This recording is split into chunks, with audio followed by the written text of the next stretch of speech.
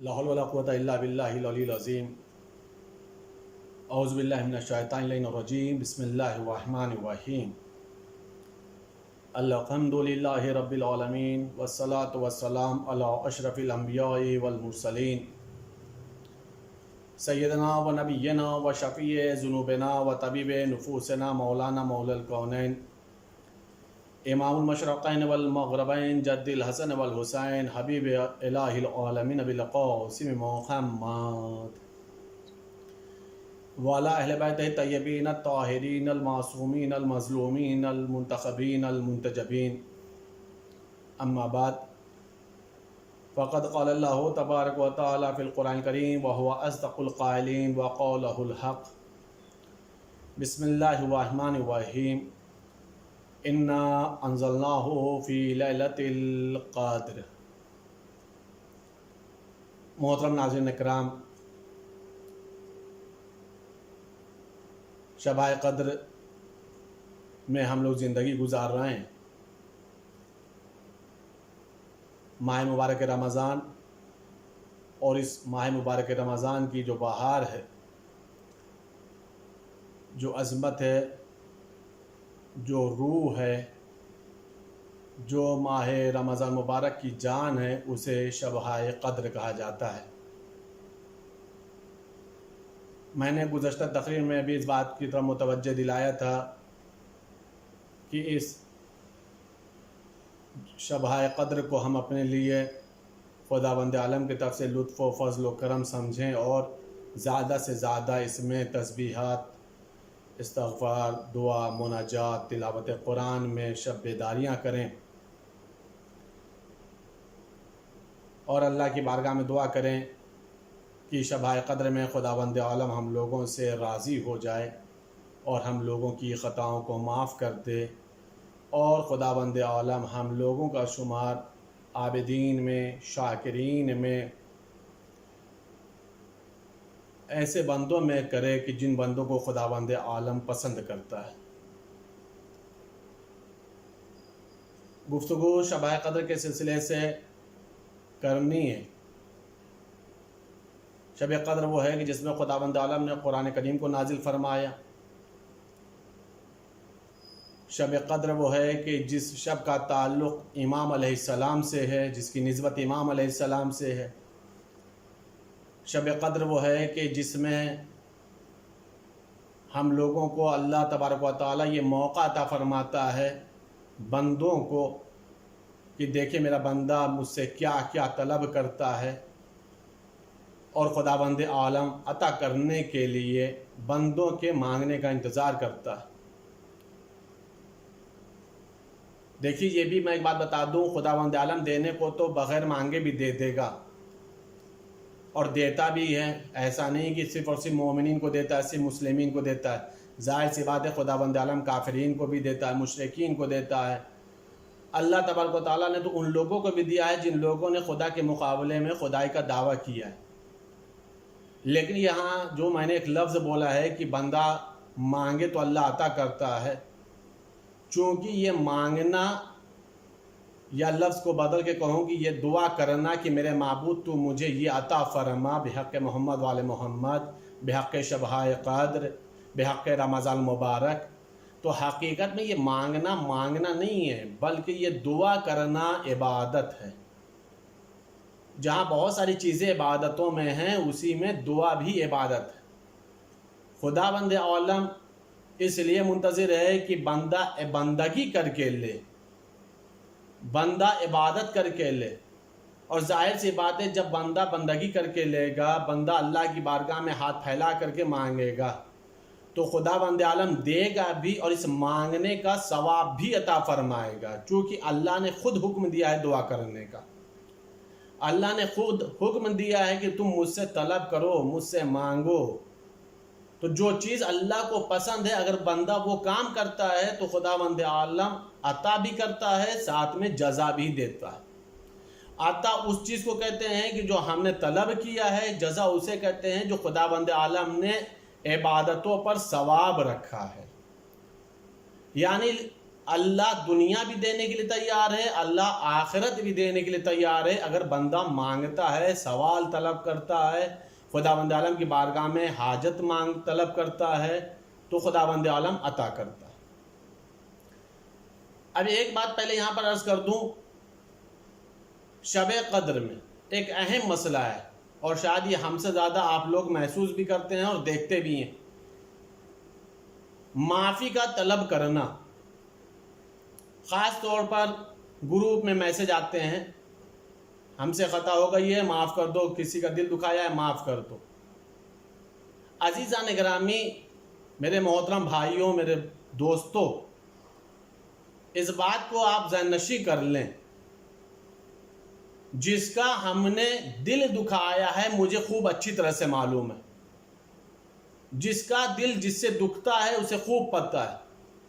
تو بجائے اس کے کہ ہم گروپ میں لکھ کر کے معافی مانگیں، بہتر یہ ہے کہ جس کا دل دکھایا ہے خود سامنے سے اس سے معافی مانگیں،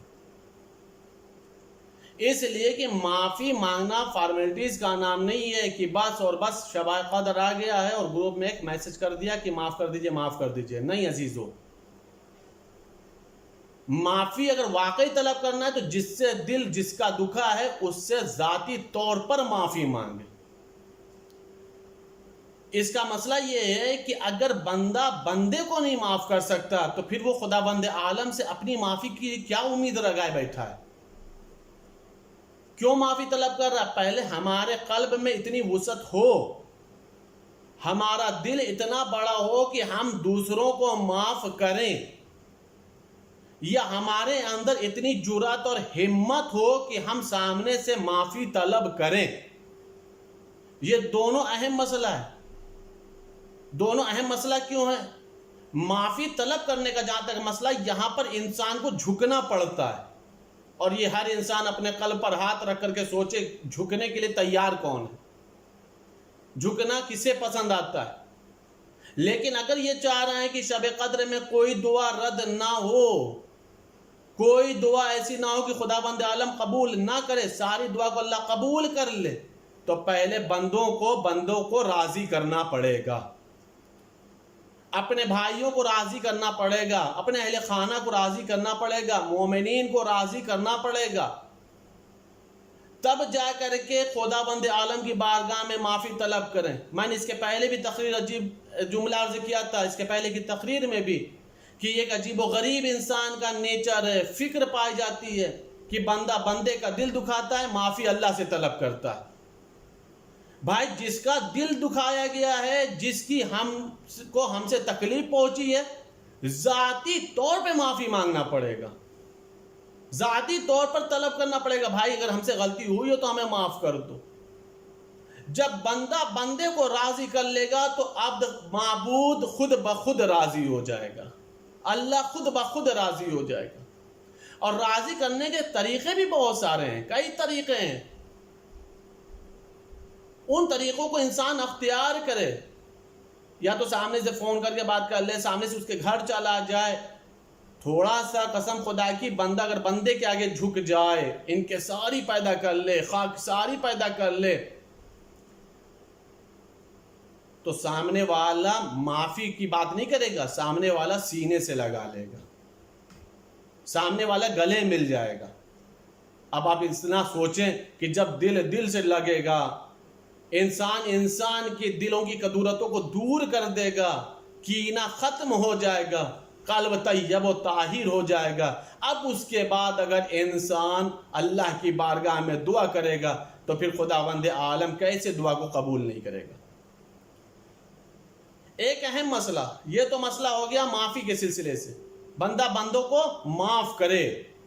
یہ گروپ والے میسج کے مسئلے میں نہ پڑھیں کہ گروپ میں میسج فارورڈ کر دیا اور اس کے بعد ہم نے سمجھ لیا کہ ہم نے معافی مانگ لی ہے، اس لیے کہ جس نے جس کا دل دکھایا اسے خوب پتہ ہے کہ کس کو ہم سے کتنی تکلیف پہنچی۔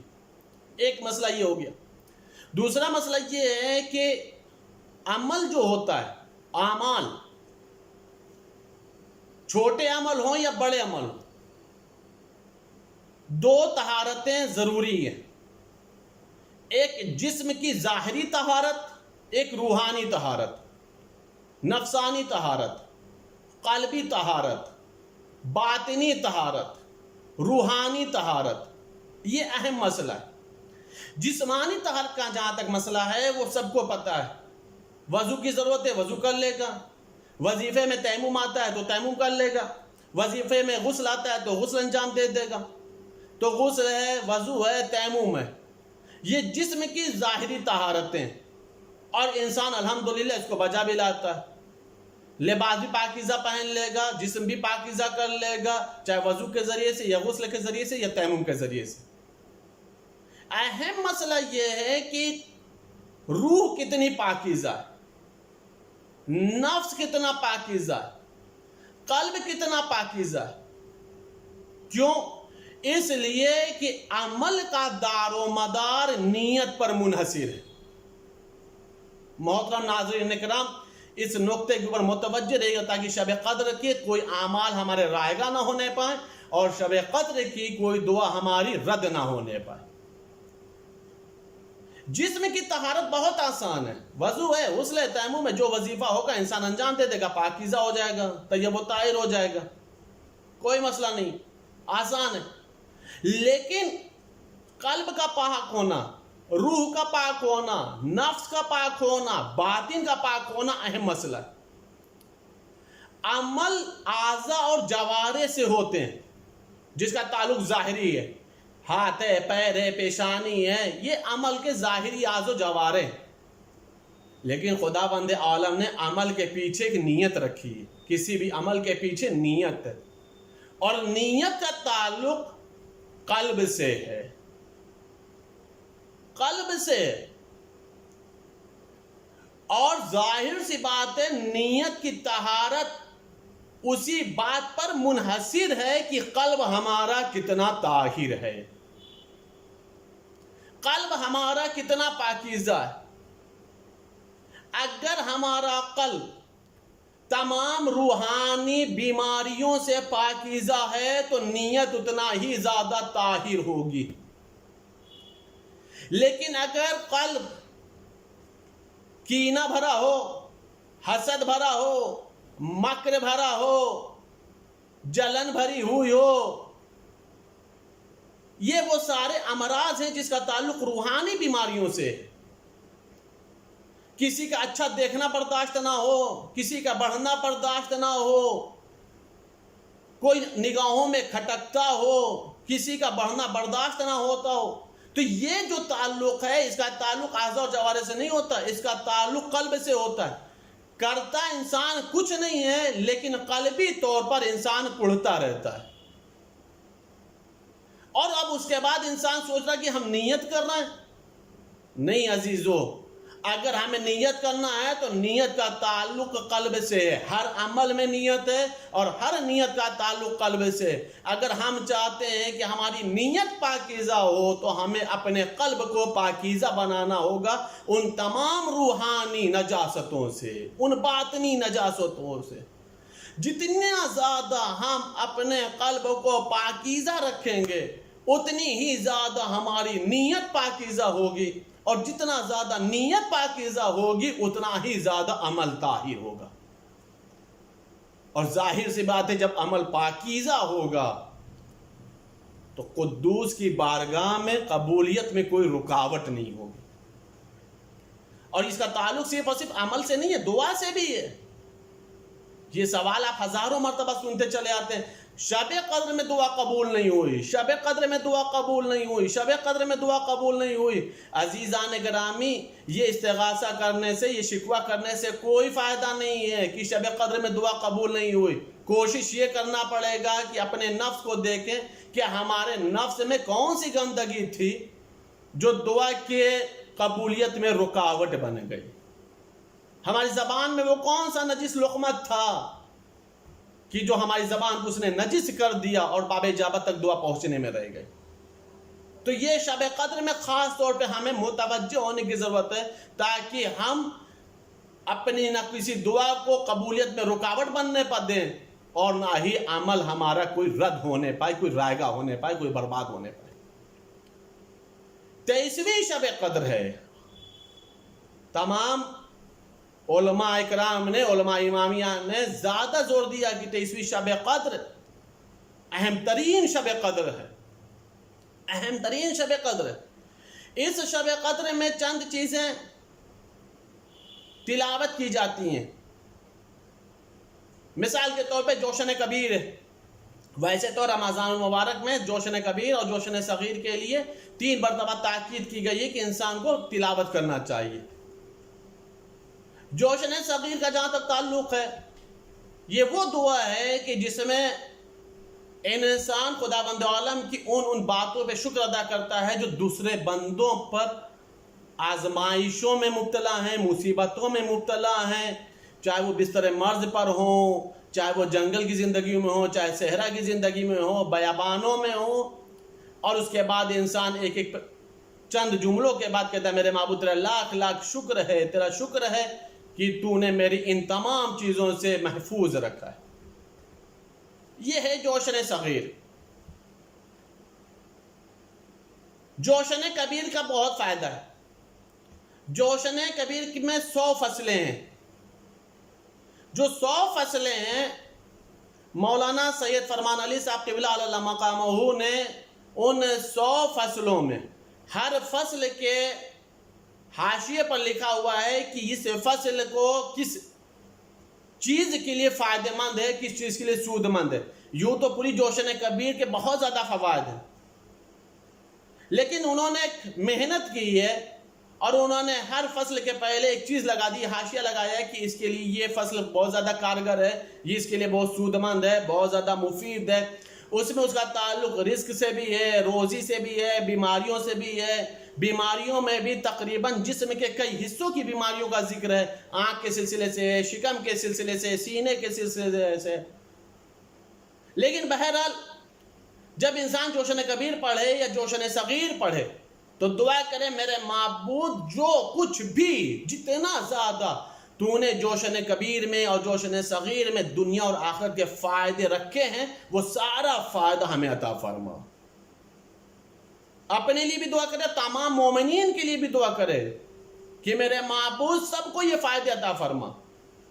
معصوم کی حدیث ہے اگر اپنی حاجت سے پہلے تم 40 مومنین کے لیے دعا کرو کہ میرے معبود تمام مومنین کی حاجتوں کو قبول فرما، اور اس کے بعد تم اللہ کی بارگاہ میں اپنی حاجت رکھو، تو خداوند عالم تمہاری حاجت کو رد نہیں کرتا۔ کیوں؟ اس لیے کہ پھر خداوند عالم کہتا ہے دیکھو یہ بندہ بندے کی اتنی فکر کرتا ہے، بندہ بندے کی ضرورت کے لیے اتنا فکر مند ہے، میں معبود ہوں، پھر اس بندے کی فکر کو کیوں نہ دعاؤں کو قبول کر لوں، اس کو ان تمام مصیبتوں سے کیوں نہ نجات دے دوں۔ خداوند عالم ان 40 مومنین کی جن کے حق میں ہم نے دعا کی ہے، ان کے دفعل میں ہماری دعائیں قبول ہو جاتی ہیں۔ تو یہ ہے جوشن کبیر اور جوشن صغیر۔ 3 سورہ، سورہ دخان، سورہ عنکبوت اور سورہ روم، ان تینوں سوروں کی تلاوتوں کی بہت زیادہ تاکید کی گئی۔ ان سوروں کا فائدہ کیا ہے؟ معصوم فرماتے اگر کوئی انسان سورہ عنکبوت اور سورہ روم 23ویں شب قدر میں تلاوت کرتا ہے تو خداوند عالم اسے جنت میں مکان عطا فرماتا ہے۔ سورہ عنکبوت اور سورہ روم، چھٹے امام کی یہ حدیث۔ اس کے بعد پیغمبر اکرم حضرت محمد مصطفیٰ صلی اللہ علیہ وآلہ وسلم ارشاد فرماتے ہیں کہ جو شخص 23ویں شب قدر میں سورہ عنکبوت اور سورہ روم کی تلاوت کرتا ہے تو خداوند عالم اسے کتنا اجر دیتا ہے۔ پیغمبر ارشاد فرماتے ہیں کہ زمین و آسمان کے درمیان میں جتنے فرشتے اللہ کی تسبیح کرتے ہیں، خداوند عالم اس سے 10 گنا زیادہ اجر عطا فرماتا ہے، اس سے 10 گنا زیادہ اجر عطا فرماتا ہے۔ کس کو؟ کہ جو 23ویں شب قدر میں سورہ روم اور سورہ عنکبوت کی تلاوت کرتا ہے۔ سورہ دخان، سورہ دخان کی تلاوت کے لیے معصوم ارشاد فرماتے ہیں کہ اگر کوئی شخص اس سورہ کی خاصیت یہ بھی عرض کر دو کہ اس سورہ کو صرف اور صرف 23 شب قدر کے لیے نہیں، شب جمعہ روز جمعہ کی بھی تلاوت کے لیے تاکید کیا معصوم نے کہ سورہ دخان کو شب جمعہ اور روز جمعہ بھی تلاوت کیا کرو۔ سورہ دخان کے لیے معصوم کی تاکید ہے کہ اگر ممکن ہو تو تم اپنی واجب نمازوں میں اور نفل نمازوں یعنی مستحبی نمازوں میں بھی سورہ دخان کی تلاوت کیا کرو۔ اس کے فائدے کو معصوم نے بیان فرمایا ہے کہ اگر تم اس کو واجب یا مستحبی نمازوں میں اگر تم اس کی تلاوت کرتے ہو، اس کی قرأت کرتے ہو، تو معصوم فرما رہے ہیں کہ خداوند عالم روز قیامت میں اس کو امان عطا فرمائے گا۔ جب سبھی لوگ خوف زدہ ہوں گے تو سورہ دخان کی تلاوت کرنے والوں کو خداوند عالم میدان قیامت میں امان عطا فرمائے گا، اور نامہ اعمال اس کو دائیں ہاتھ میں عطا فرمائے گا، رائٹ ہینڈ میں ملے گا، دائیں ہاتھ میں سے نامہ اعمال ملے گا۔ اور بہرحال اتنا تو تلاوت قرآن کرنے والا بخوبی جانتا ہے کہ جسے دائیں ہاتھ میں نامہ اعمال ملے گا وہ فلاح پا جائے گا، وہ کامیاب ہو جائے گا۔ سورہ دخان کی ایک فضیلت کے لیے معصوم اور ارشاد فرماتے ہیں کہ اگر کوئی انسان سورہ دخان کی تلاوت رات میں کرے، اگر کوئی انسان سورہ دخان کی تلاوت رات میں کرتا ہے تو خداوند عالم 70,000 فرشتے اس کے لیے مبعوث کرتا ہے کہ جو اس کے حق میں استغفار کرتا ہے۔ کس کے لیے؟ جو سورہ دخان کی تلاوت کرتا ہے رات میں۔ تو یہ 23ویں شب قدر آ رہی ہے، ہم اللہ کی بارگاہ میں دعا کرتے ہیں کہ خداوند عالم ہمارے ظاہر کو بھی تو پاک رکھ، ہمارے باطن کو بھی پاک رکھ، ہمارے توفیقات میں بھی اضافہ فرما، اور ہمیں جوشن کبیر، جوشن صغیر، دعائے کمیل اور یہ تینوں مخصوص سورہ جو 23ویں شب قدر کے لیے میرے معبود ہم سب کو تلاوت کرنے کی توفیقات عطا فرما۔ میرے معبود شب قدر کا تعلق امام زمانہ علیہ السلام سے نسبت ہے، میرے معبود ہم سب کا شمار امام زمانہ کے ناصرین میں فرما۔ میرے معبود جتنے مرحومین ہو گئے شب قدر کے صدقے ان سب کی مغفرت فرما۔ میرے معبود شب قدر میں ہم سب کے لیے وہ چیزیں پسند فرما تو محمد والے محمد کے لیے جن چیزوں کو مخصوص کرتا ہے۔ میرے معبود ہم سب کو شب قدر میں نامہ اعمال میں میرے معبود صرف اور صرف نیکیاں رکھ، ہم لوگ سارے گناہوں کو درگزر فرما، سارے خطاؤں کو معاف فرما۔ میرے معبود ہم سب کو حج و زیارات کرنے کی توفیقات عطا فرما۔ میرے معبود کورونا وائرس جیسی وبا جو پھیلی ہے محمد والے محمد کے صدقے میں اس امراض سے میں جو مبتلا ان سب کو شفا عطا فرما، اور تمام شیعان اہل بیت کو تحفظ عطا فرما۔ میرے معبود ہم سب کے رزق اور روزی میں شب قدر کے صدقے میں برکت عطا فرما، سب کے تنگ دستی غربت مفلسی کو دور فرما۔ میرے معبود ہم سب کی یہ حاجتیں اور سارے مومن اور مومنات کی جو حاجتیں ان سب کی حاجتوں کو شرف قبولیت عطا فرما۔ امام زمان علیہ السلام کے زور میں تعجیل فرما، ہم سب کو ان کے اعوان و انصار میں شمار فرما۔ اللہم تقبل منا انک انت السمیع العلیم، بحق محمد و آلہ الطاہرین۔